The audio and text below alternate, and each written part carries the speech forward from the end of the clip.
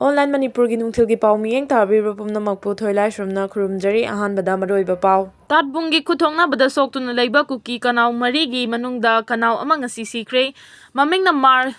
Yungau Chon Elias Chon Hansing location Laisang Phai village volunteer CM Silaga Waroshin Prokpa ngamgani hairabadi IDP singsu sawatke Mitai Society Churchanpur Mitai Council More CM Sinnaba MLA Minister Taragama Prime Minister da memorandum pisinkiba laibak thibani Karigumba CM Silaga irang asigi waroshin prokpa ngumgadaba oirabadi IDP singsu sawatke madu natadana political ki khudong chaba amadi masagi interest ki oirabadi matang chade lana sigi chaitheng nangliba amadi victim oiriba singna kari tarokani haibasu khantaba fai haina Mitai Society Churchanpur amadi Mitai Council More na punna thadorokpa cherol amana haidi Loop ani asina punna thadorokpa cherol amana hai kumja 2023 gi May 3 dagi leptana satharagliba Kanglup kilana sigi waroshin ngasi fawwa center amadi state lengang na purakpa ngamdriba sigi matangda Mitai Society Churchanpur amadi Mitai Council More punna moirangda leiba Hotel Elegance ta famduna khanna nainaki ahanba khongthang oina pisto kidamak lengak pairiba MLA minister sing Delhi da chatluraga thorakpada ing tappagi paujel amadi piba ngamlagani khallubani madugi ona daina bada thangnaba numita prime minister da MLA minister Taragama Fam Sindok Sinjingi matangda social media da viral oirakpa irang asibu nathairaga leader oinabagi political game chatharakpa asidi leibaki oina khandabani famgi oina khanba miyamgi mihuni kaukthokpa matik chadraba fam konba kangbuni haina lawi masimakti haujiki oiriba phibam asida matang matam chade masidi hiyang tanaringaida tumbagi sel thawbagi thaudawni masi loop ani asigi mifamna Hakchina lauduna pumna maki laibak thibani haibaga loinana matungda amuk hanna tawdana ba appeal tawragli tha tara tare lanjena duna victim oriba internet displaced person IDP singi thengnariba awaba kaya asigi manungda khajiktang mateng oinaba lengangna laukthokuna leiraba special financial assistant chada kunmanga athuba matamda ningol chakauba mamangda accounting da hapchin binabagi damak lengaki pukning chingsilakli Matangna amadi fibam na yadabadagi tongan ba mafamda changjafam lauriba relief camp singidamak tongana lairiba IDP sing ngasi fawbada lengak amadi maikai amatadagi displaced person oibagi tengbang amadi khudongchaba sing amata fangdana lairi masida lengak na ehenba mieng thamduna relief camp ki inmates sing na fangliba khudongchaba tebang sing phanganbiu haina sulenga ki puning chingsilakli state asida kanglok ki irang hek tholakpadagi central security force ka loinana sathakiba joint operation da Lalhouba taraga taru Hatkhre Chaniga marfu tara mathoina fagat haina Manipur police ki DGP Rajiv Singhana phongdokre mangna makhatana haikibada combined force na hairiba matam asigi manungda chathakiba operation manungda police army dagi lakhiba khulai lishing amagi mathakta recover tawre state asida lairiba kanglup ki irang amasung drug kamari leinaba issue sing hanthanabagi damakta irang manung asida lam acre 4yankhai mathoida tharamba popi pambi sing yanthatuna manghankre NDPSA ki makhada case Marfu tara taret register tawkre loinana drug trafficking ga mari leinabada chenaba miyoi chamaga supnamapan fare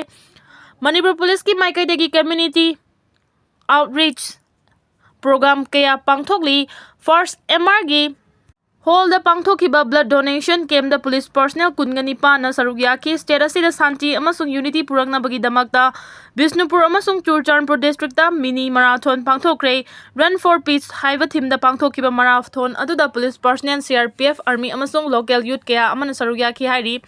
Amarom the security force na state asida santi thamnaba leptana chatharakpa operation ki manung channa ngasi Thobal district ki nongpok sengmai meya gi irong Hill Range ta operation chathakre operation aduna yamlaba khulai sing phagat kre haina police ki pauna hairi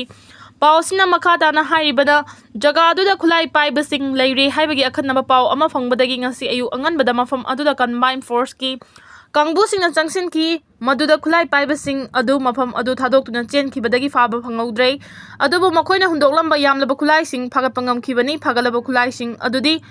9mm ki pistol ama China na saba high explosive grenade mari maru taraga nithoi detonator ama ahangba magazine mari smoke grenade ama 19mm ki anti riot cartridge ama rubber bullet stinger cartridge ama amasung fixed fire cage amani makhataba investigation ki damak fagalaba polam sing adu nongpok sengmai police station na sinakre haidi Manipur da paikhaliba project singi matangda CM yauna PWD gi official singa Delhi da khanakre Union Minister Kiran Rijiju su unakibaga loinana Manipur da world class football stadium ama sanabagi matangda khanakre Manipurgi ching amasung tamdaga paikhalliba amadi paikhanaba tharang tawriba projectsingi matangda Chief Minister Nongthumam Birena chair lauduna PWD gi official saruk yaduna Delhi da mifam ama pangthoktuna khanakre hairi. Chief Minister Nongthumam Birena chair lauduna ngasi New Delhi da Works Minister Govindas Konthaujam, Chief Secretary Dr. Binit Joshi amadi PWD gi official sing saruk yaduna Manipur da paikhalliba project sing amadi paikhanaba tharang tawriba project singi matangda mifam ama pangthoktuna khanakre hairi. Chief Minister Nongthumam Birena X thadorok warol amana hai PWD gi official sing yauna rural amasung urban area da mapung fana chawka tharang sing khongjel yangsing naba paikhatnaba pandam da ngasi Delhi da mifam adu pangthokhibani mifam aduna PWD gi makhada Manipur gi ching amasung tam gi mafam sing da paikaliba chawkhat tharang gi project sing athuba matam da loisinaba amadi atai project kaya amasu athuba matam da paikhatnaba gi matang da khanaki hairi. Ngasi gi mifam adu da ching gi district sing da laingak asina residential school sing lingkhatuna remote area da lairiba angang sing bu mahai masing gi mangal ningthina phanghanduna afaba tungi mirol ama puthoknaba lainga asina hiram asida ahen mieng changduna infrastructure mapung fana lairaba